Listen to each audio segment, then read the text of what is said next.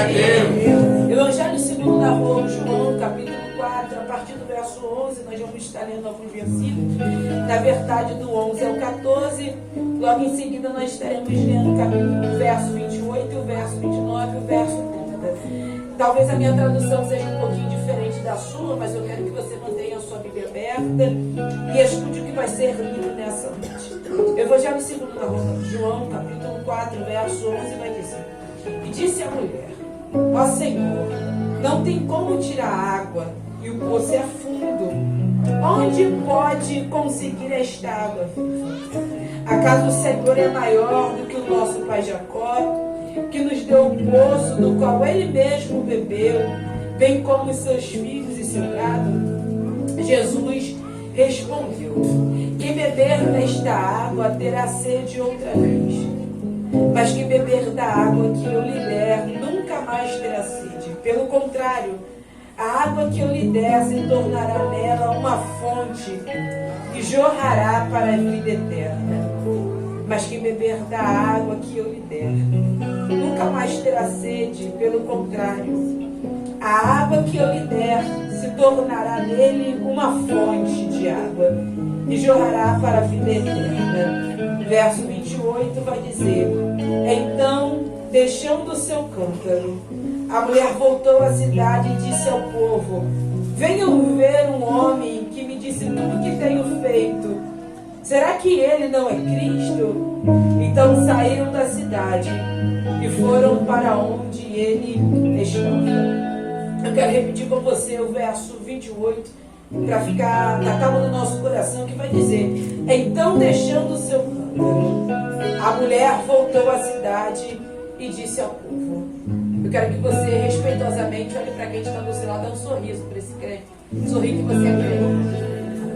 Se não for, disfarça que Jesus vai te encontrar. Olha para esse irmão que está do seu lado, dá um sorriso, diga para ele: deixou o seu cântaro. Se você puder, você pode liberar isso em tom de profecia, porque isso é profético. Olhe para quem está ao seu lado e diga: deixou o seu cântaro. Você pode se assentar adorando ao Senhor.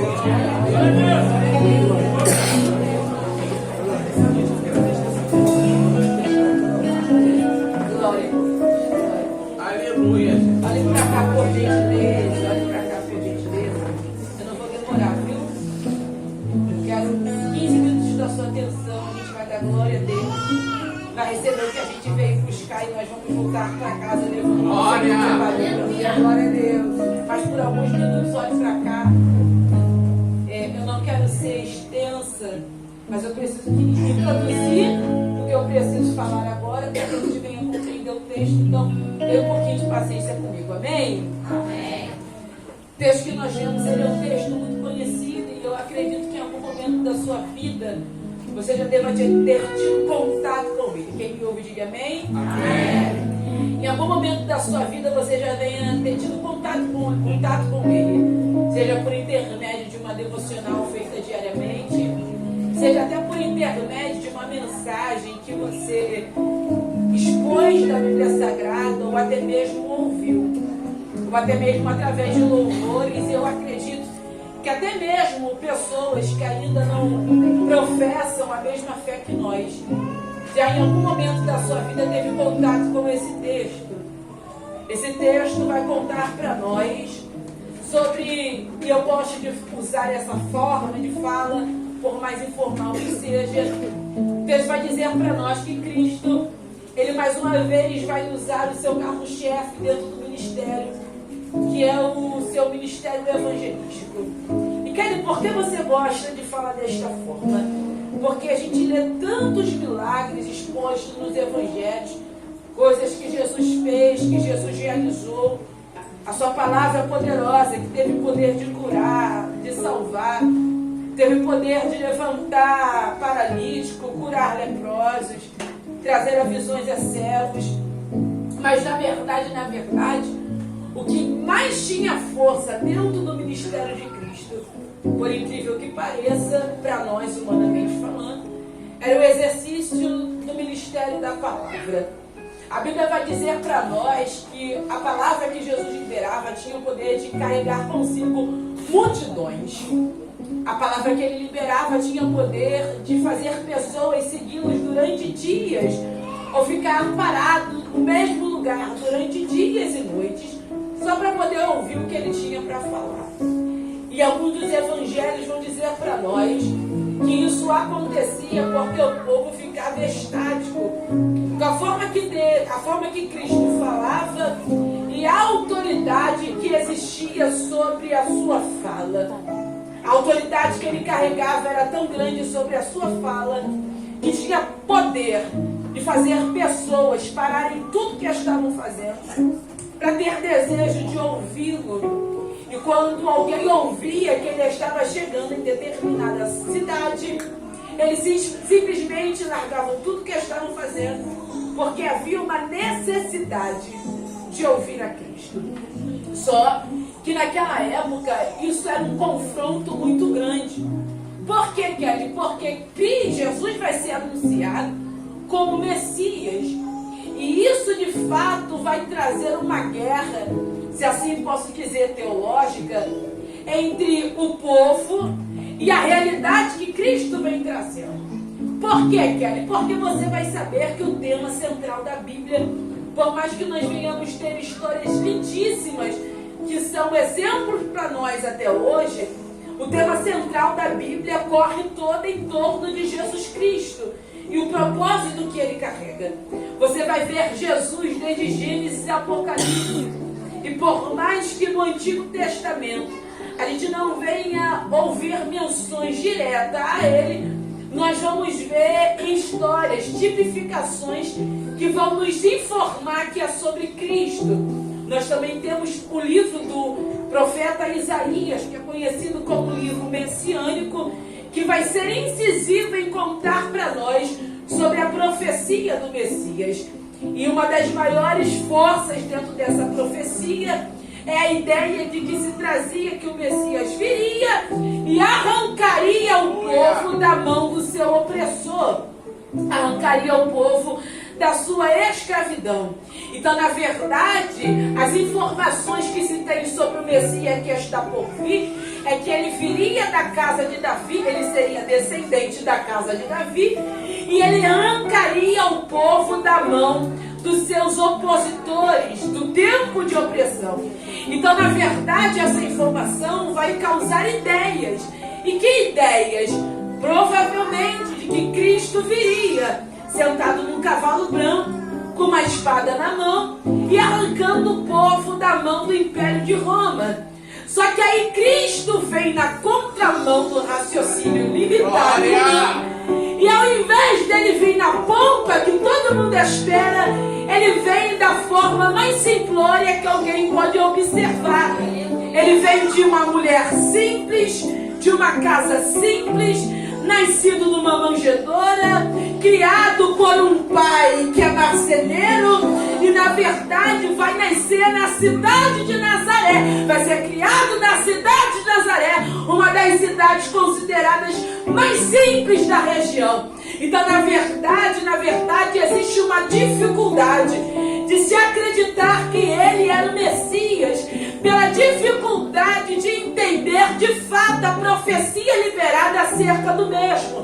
Então, na verdade, existem pessoas que estão o seguindo, mas na verdade estão tentando entender o nível da profecia com a pessoa de Cristo. Mas por que o povo não entende? Porque o povo não entendeu que o propósito estabelecido por Deus por intermédio de Cristo nunca foi ocasionar uma guerra física. O propósito de Deus por intermédio de Cristo nunca foi ocasionar um confronto físico. Até porque quando a palavra é liberada dizendo que ele viria para restabelecer a aliança, esta aliança é uma aliança espiritual. Aliança que conectaria o homem a Deus mais uma vez. E que não haveria necessidade de sacrifício animal e nem muito menos de terceiro para alguém ter acesso ao Pai de novo. A proposta de Deus por intermédio de Cristo era fazer alguém ter de novo acesso ao livro da vida, colocados de novo no nome, com a oportunidade de um dia encontrarmos com Ele. Então, na verdade, a proposta que Cristo vem trazendo não é uma proposta de libertação do lado de fora, é uma proposta de libertação do lado de dentro. Até porque do que adiantaria ser livre do lado de fora e continuar cativo do lado de dentro? Talvez você conheça alguém que aparentemente é até livre do lado de fora, tem uma situação financeira estável, a possibilidade está em qualquer lugar que queira, no momento que queira. Alguém que tem a liberdade de poder vestir o que quer, comer o que quer, fazer o que quer, mas que na verdade toda noite, quando deita a cabeça no travesseiro, consegue perceber as algemas que a alma carrega, seja ela dentro de uma depressão, num cenário de ansiedade. Aí alguém olha para a sua realidade, que talvez não tenha a mesma proposta de libertação do lado de fora. A tua conta está zerada, não está comendo o que queria, não está vestindo o que queria, mas toda vez que deita a cabeça no travesseiro, existe uma taxa. Você tem condição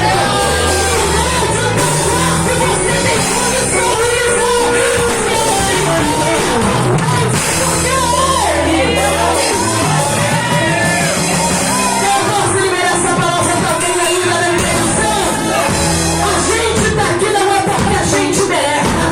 A gente está aqui não é porque a gente é muito bom. Não é porque a gente porque um dia ele olhou pra gente lá fora e disse: a família não acredita, os amigos não acreditam, ninguém acredita. Ele olhou pra gente e disse: ela é cheia de barra, ela é cheia de barra, mas eu gosto dele, eu gosto dela. Cantar um nome de fogo, colocar o dinheiro, pode não ter o dinheiro que quer, pode não ter a fonte que quer, mas não você. Eu não sei se você pode adorar esse Jesus agora, porque se você olhasse para a tua realidade, você nem estava aqui nessa hora. Se você olhasse para a tua realidade, você não tinha posto esse microfone, você não tinha chegado no nosso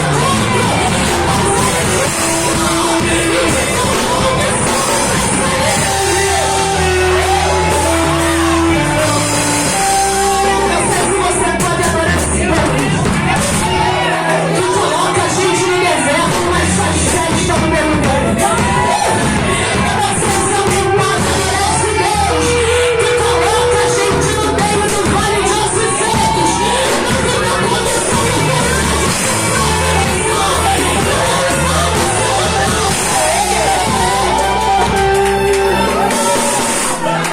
Então, na verdade, se você chega aqui na intenção de encontrá-lo, por causa de porta, está perdendo o seu tempo.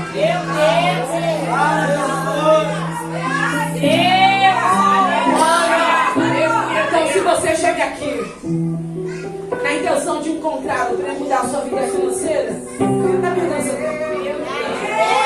Que ele pode fazer, ele pode. Na verdade, ele pode fazer em 24 horas o que ele não fez em 365 dias.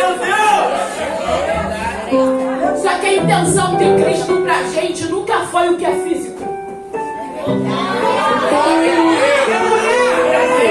A intenção de Cristo pra nós sempre foi espiritual. Então, na verdade, Cristo vem com a proposta. E a proposta é: eu vou mudar alguém do lado de dentro e te expanda para o lado de fora. Se um dia vai ter casa própria, se um dia vai ter dinheiro na conta, se um dia vai ter alguma coisa, isso aí é lucro, porque na verdade a maior bênção é o favor imerecido da graça. Então não é uma vez mais escrito no livro da vida. Então, na verdade, isso vai causar desconforto. Desconforto pra quem? Desconforto pra quem tá achando que Cristo vem pela pompa.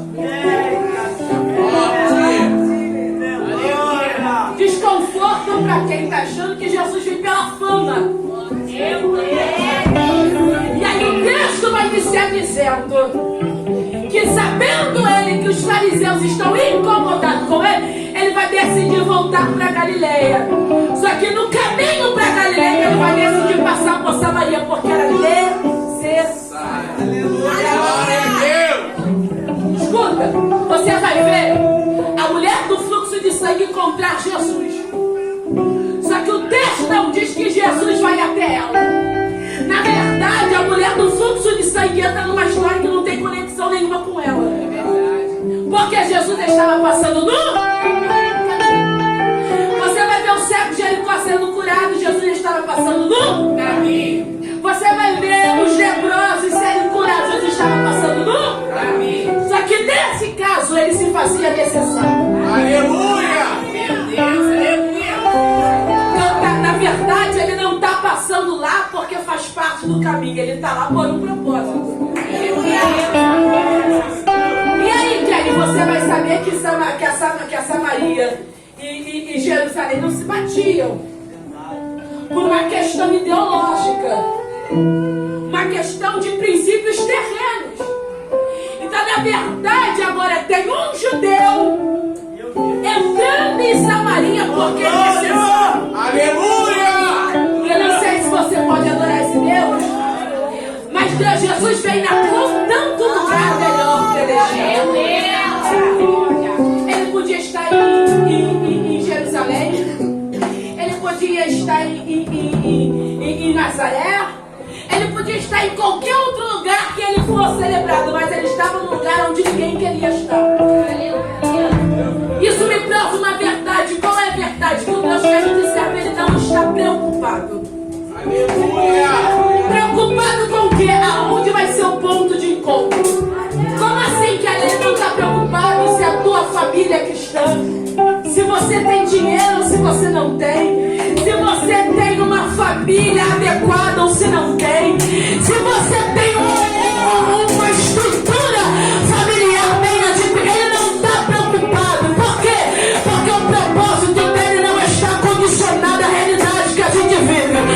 Então, na verdade, se ele tiver que encontrar gente lá na porta de fundo, ele encontra. E se ele tiver que encontrar gente no prostíbulo, ele encontra. Se ele tiver que encontrar alguém importando uma água, usando sua carreira, ele encontra. Mas é pra ele a história, o propósito de um ponto de encontro. Jesus está em Samaria. E lá está o poço de Jacó. Jesus senta no poço e é meio-dia, porque ele está cansado da viagem. Ele despede os 12 discípulos para ir comprar pão. E ele fica sentado no poço. E aí vem se aproximando uma samaritana. E ali existe alguma coisa de comum? Não. Por quê? Porque você vai saber que os judeus não se davam com os samaritanos. Então, na verdade, os judeus iam nas horas mais propícias no poço para poder pegar água, o horário que o sol não estava batendo no mesmo. E os samaritanos só eram autorizados a chegar no poço na hora que era meio-dia, no sol escaldante, para eles não poderem se cruzar. Só que adivinha? Tem uma mulher saindo de casa num horário qualquer, num dia normal, dentro de uma rota que ela faz todo dia, no horário que ela faz todo dia. E eu quero que você entenda isso. É o mesmo horário, é o mesmo poço, é a mesma rota, é o mesmo caminho, é a mesma mulher, só que o que ela não encontrava é que tinha alguma coisa diferente. Aleluia! Jesus está sentado, ela chega, enche o cântaro, Jesus olha para ela e fala: dá água. Só que ela já está tão ferida pelas ideologias que alguém disse sobre ela, que ela vai olhar para Jesus e vai dizer: você sabe o que você está falando?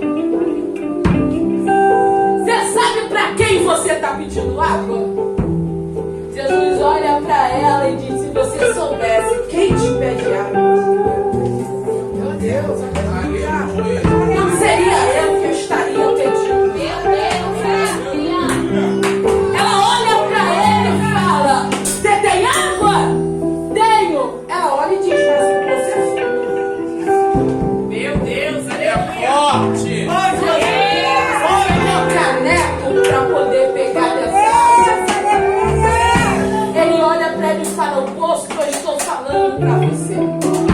poço de águas vivas. Esse poço físico aqui, você bebe, mas continua com sede.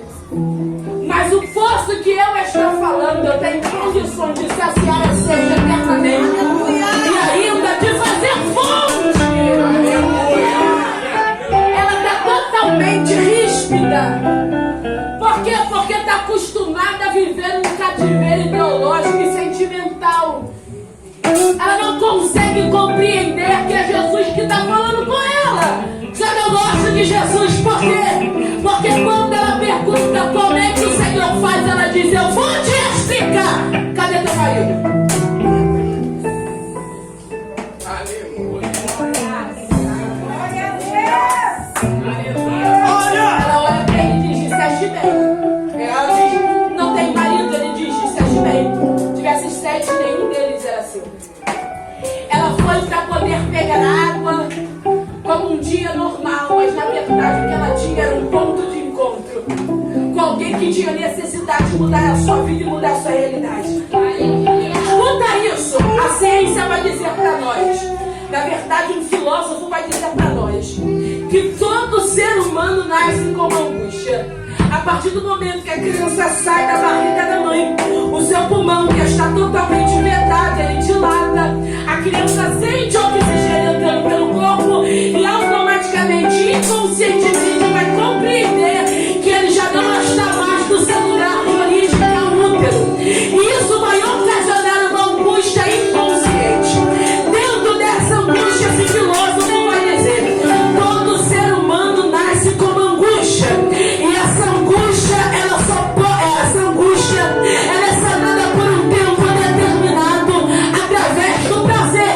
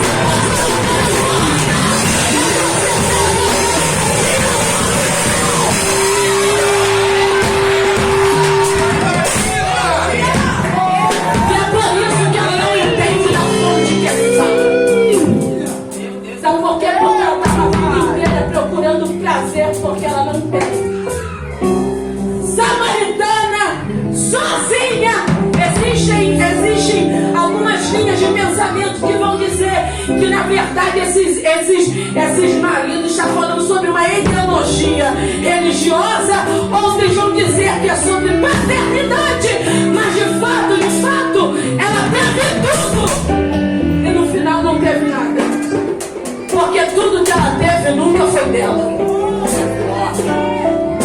E aí Jesus olha para ela e fala: disseste bem, tivesse tudo que você queria, o prazer que você queria, na hora que você queria, talvez no momento que você achava que precisava, mas no final de tudo continuou sozinha. Sabe por quê? Porque uma hora tudo aquilo que é terreno, que a gente se apoia, uma hora acaba. Tudo aquilo que é mundano, uma hora acaba. Só que Jesus olha para ela e diz: hoje eu vim mudar a sua vida. Porque agora, todas as vezes que você vir nesse poço, você vai lembrar que hoje só o teu corpo sente sede, porque a tua alma está saciada. Eu queria que você recebesse essa palavra. Por que, Kelly? Porque eu estou falando de alguém que sai de casa como prostituta, vai pro poço como prostituta. Quando passa, todo mundo diz prostituta, mas quando ela volta do poço, ela não volta mais como prostituta. Quando ela volta do poço, ela volta como missionária. Ele diz: eu tenho que me esquecer no poço.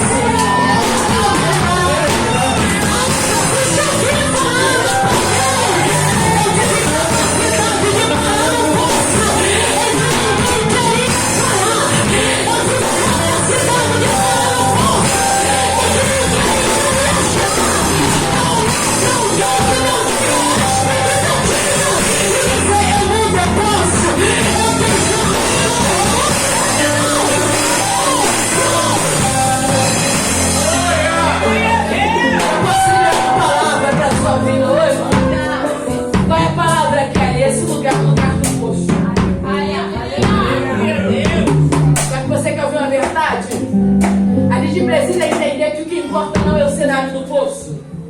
Por quê? Porque toda vez que ele chega no lugar, o cenário que a gente acha normal nunca mais será.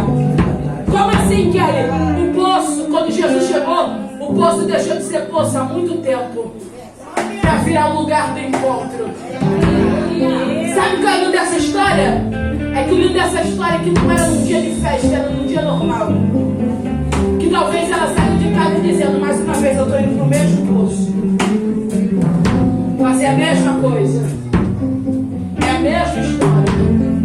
E talvez alguém saiu de casa hoje dizendo: mais uma vez estou indo, botando a camisa, mais uma vez estou indo pro culto porque me fizeram um convite, mais uma vez eu estou chegando aqui porque é um lugar que eu gosto do pastor, gosto da pastora, gosto do povo, e eu estou indo, mas na verdade é o mesmo horário, é o mesmo dia, é o mesmo tempo. Mas eu posso falar uma verdade: hoje é quinta-feira, sim ou não? Sim. Hoje é quinta-feira, sim ou não? Sim. Só que essa quinta-feira é uma quinta-feira normal? Não. Por que não é uma quinta-feira normal, Kelly? Porque hoje é dia 29 de junho de 2023. Vai ter outro 29 de junho de 2023? Não. Vai ter outro 29 de junho de 2023? Não. E é por isso que esse dia se faz único, porque esse dia nunca mais vai ser repetido nessa história. E talvez esse dia único é Jesus olhando para você dizendo: se você quiser hoje, eu mudo a tua rota.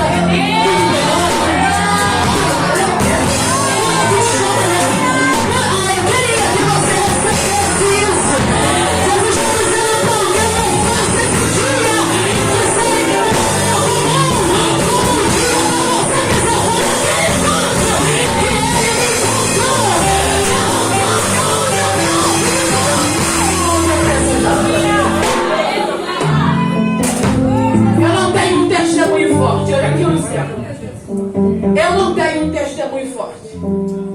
Por que, Kelly? Porque eu tenho 25 anos de idade. Eu sei que eu pareço ter 15.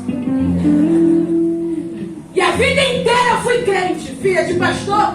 Nasci crente, vivo como crente, vou morrer como crente, porque entendi quem é Jesus. Aleluia. Nunca me desviei, nunca fumei, nunca bebi, nunca me prostituí. Nunca, sempre fui crente. vivendo para a obra. Só que um dia, Jesus olhou para mim e disse: vou te fazer um testemunho. E eu olhava para Jesus e falava: como é que eu vou ser um testemunho? Sendo que eu nunca vivi algo extraordinário. De fato, quando eu falo extraordinário é porque a gente de vez em quando é muito ignorante na nossa fala. Como é que eu vou viver? Aí eu me casei. Depois de quase 4 meses de casamento, engravidei. E era o meu sonho ser mãe. Meu esposo ficou apavorado. Eu me casei com 19 anos de idade. E aí eu me casei, engravidei. 4 meses depois, tive uma perda. Isso acabou com a gente. Emocionalmente, destruído. O tempo passou e Jesus falando: eu vou fazer. Eu vou fazer. Eu vou fazer. E aí eu me lembro que 2 anos depois engravidei de novo. E aí todo mundo que conhecia a história anterior dizia: agora é a hora da dupla honra. Tinha gente que até brincava dizendo: agora os gêmeos vêm. Só que depois de 3 meses eu fui para casa da minha mãe porque estava passando muito mal. E meu esposo ficou bem temeroso de acontecer alguma coisa dentro de casa. Cheguei na casa da minha mãe rindo, brincando, pulando, como eu sempre fui gaiata. Brincando com a minha mãe, deitei. Quando deu 4 horas da manhã, eu acordei e fui no banheiro. Quando eu abri o olho, minha mãe já estava em cima de mim, me segurando. Ela me olhou e disse: Kelly, você está bem? Eu disse: mãe, eu senti um vazio. E depois que eu disse isso, eu comecei a desmaiar e a voltar, desmaiar e voltar. Minha mãe me colocou em cima da cama, começou a tentar me acalmar, me dar água, mas eu ia e voltava, ia e voltava. Nessa hora, todo mundo da casa já estava acordado, minha prima desesperada chorando, e eu tentando entender por que daquele desespero, porque na minha cabeça eu estava bem. Só que aí a minha mãe disse que eu comecei a espreguiçar. Ela foi olhar minha pressão e toda hora a minha pressão caía. E a última vez que conseguiram detectar minha pressão estava 7/4. Depois disso, o aparelho só dava erro. E aí eu me lembro que eu ia e voltava, e eu ouvi a minha prima dizendo: tia, corre com ela pro hospital porque ela vai morrer aqui dentro de casa. E aí eu me lembro que na euforia de todo mundo tentando levar pro hospital, minha mãe pegou uma caveira, colocou na minha frente, abriu a harpa cristã e começou a cantar. E ela cantava, e alguém dizia: vai morrer.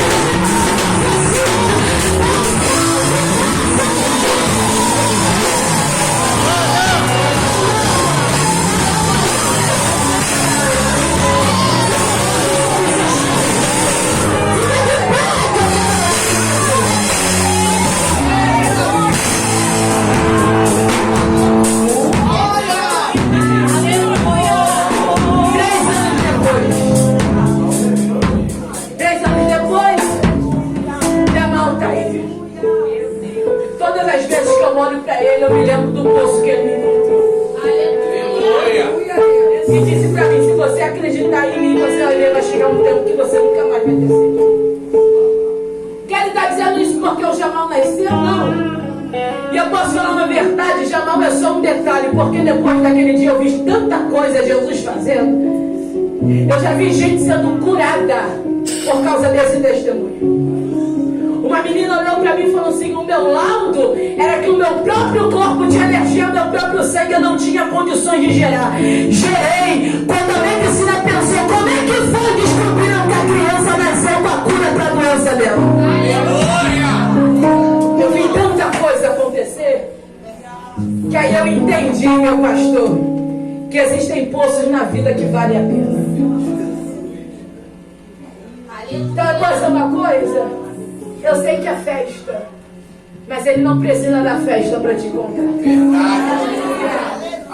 Mas já que essa festa é tão linda, pode ser uma verdade, talvez ele queira te encontrar hoje.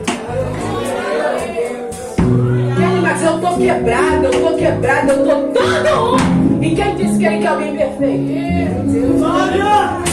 Isso aqui é lugar pra gente doente mesmo. Porque se a gente fosse perfeito, a gente não estava aqui. Então hoje Deus me trouxe aqui, na verdade, com um recado para alguém. Qual é o recado? Eu vou te encontrar no teu poço. Aleluia! Eu vou te encontrar no teu poço, eu vou mudar a tua história, você vai ser testemunha. Sabe o que a Bíblia vai dizer? Que acreditaram na palavra dele por causa dela. Por causa do que ela falava. Você tem noção do que alguém encontrar Jesus depois que alguém olhou e disse é prostituta, mas agora tem que entender, Jesus mudou a vida dela. Aleluia! Vou entregar para alguém aqui hoje. E aqui eu encerro, que eu acho que eu já falei demais. Mas eu nunca mais vou deixar voltar.